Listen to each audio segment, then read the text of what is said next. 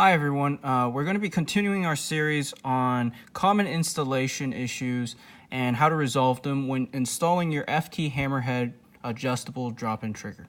So sometimes the issue comes up that after installation, the safety selector might not engage. And that means when you put the safe, the trigger still fires. And we're going to explain why this happens and, a common thing that people usually forget to do when installing. So when you install, you're going to want to make sure that the bottom set screws are not protruding. So sometimes if you're moving the trigger from one build to another, you might forget to completely withdraw the set screws when placing in your lower. So we're going to show what happens when the set screws are protruding. So here's our mock lower, Strike Industries. We're going to place the trigger in. So what you start to notice is that when the set screws are protruding and you place it in the lower, it actually angles the trigger backwards. So of course this would be an exaggeration, but this is essentially what it's doing. It's pushing the trigger backwards and it's making it lean backwards. And this causes the problem because when you insert your safety selector, the trigger is now leaned backwards. So this safety tang is actually at a lower height than originally. And so when you engage the safety, it barely touches and it doesn't reach the safety tang. So we're going to simulate that, show you what happens. So you drop the trigger in, and what's interesting is that even though the set screws are protruding, because there's a little bit of elevation between the trigger and the bottom of the lower compartment, the pins can actually sometimes still fit because there's still the two holes, trigger holes are still parallel.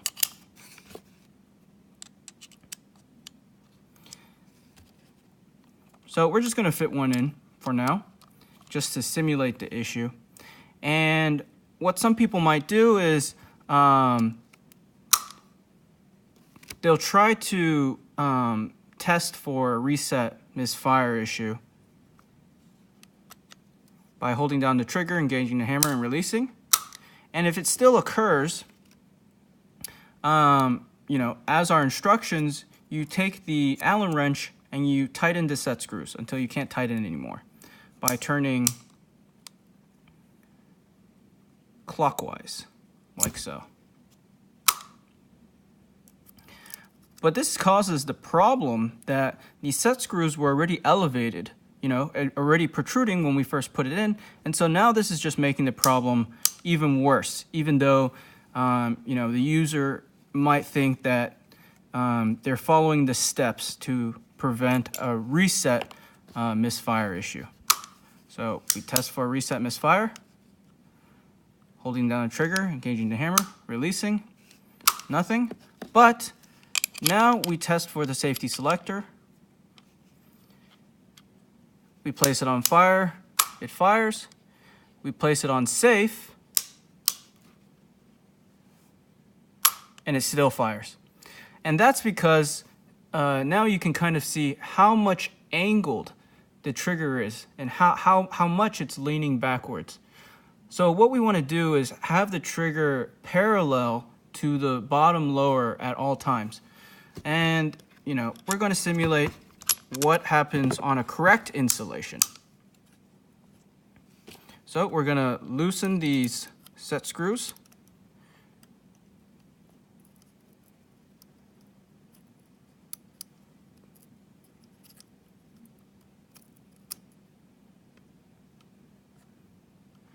And you can loosen the set screws by turning counterclockwise on both sides.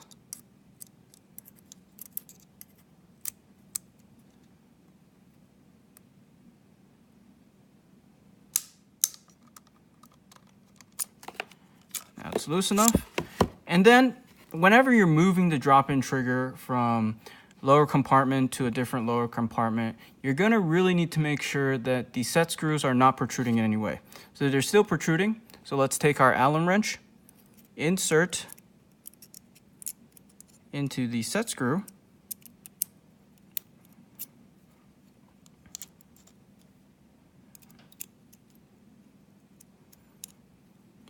And we're going to want to turn counterclockwise until we can't see the set screw anymore. We're going to want to do it for the other side as well.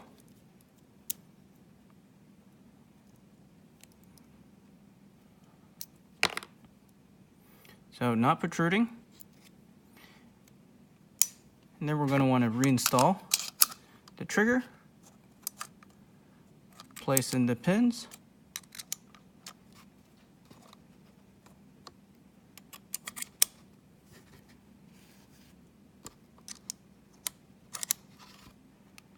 no problem. Place in the safety selector. It's on fire. We can fire the trigger, re-engage the hammer. It's on safe. It's on safe, and we can't fire anymore. Place on fire, fire again.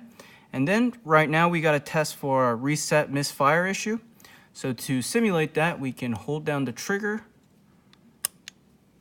engage the hammer, release. So that failed.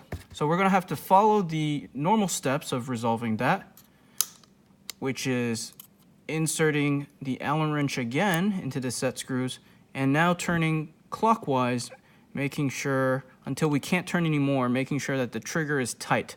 So what's going on here is that when we turn this set screw, the set screw is pushing against the bottom of the lower, and in combination with the pins makes this trigger very, very secure.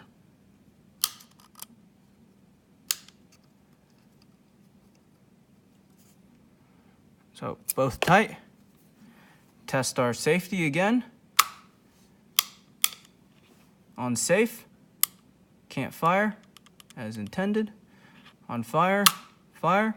Now we're going to diagnose the reset misfire issue by pressing down the trigger, engaging the hammer, and releasing, and it catches. So now this is how you resolve the safety selector issue and also the reset misfire issue. So hope this helps you guys during your installation, and please always make sure that when placing into a new lower, taking it out, or even on your first install, just make sure that the set screws are fully withdrawn, so it'll save you a lot of headache afterwards on trying to diagnose the issues. Thanks for watching, guys, and this is the FT Hammerhead Drop-In Trigger Adjustable.